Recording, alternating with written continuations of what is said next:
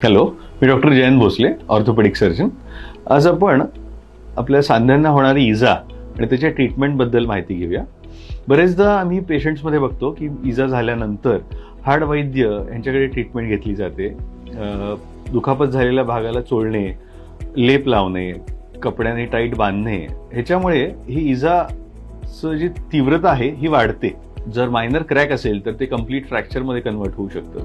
जखम असेल आणि ते कपड्यांनी टाईट बांधलं गेलं तर इन्फेक्शन होणं, सेप्सिस होणं असं होऊ शकतं. काही केसेस आम्ही बघितल्यात जे 8 ते 10 दिवस कपडे टाईट बांधले गेले होते, जखम होती खाली, इन्फेक्शन झालं आणि एक 18 वर्षाचा मुलगा होता ज्याला पाय कापायला लागला.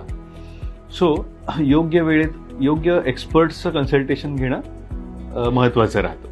काही केसेस आम्ही बघतो ज्याच्यामध्ये भरतीसाठी प्रिपेअर होणारे मुलं असतात, ज्यांचं रनिंग जास्त असतं. तशा केसेसमध्ये पण त्यांनी असे सल्ले, जे हाडवैद्य किंवा प्रॉपर नॉन एक्सपर्ट लोकांकडून ट्रीटमेंट घेतली गेली तर तिकडं तेलानी खूप जास्त प्रमाण चोळलं जाणं, परत लिगामेंट इंजुरीज वाढणं हे होऊ शकतं आणि त्यांचा परफॉर्मन्स डिस्टर्ब होऊ शकतो. म्हणजे ज्यावेळेला ऐन वेळेला ज्यावेळेला परफॉर्म करायचं आहे त्यावेळेला त्यांचं परफॉर्मन्स खालावतो. सो माझा सल्ला एकच राहील, जर आपल्याला मेजर इजा असेल, कुठंही वाटत असेल की हे हाडापर्यंत इजा आहे, लिगामेंटला इंजुरी असेल, तर प्रॉपर ऑर्थोपेडिक कन्सल्टेशन घेणं योग्य राहील, ना की हाडवैद्यांकडून. थँक्यू.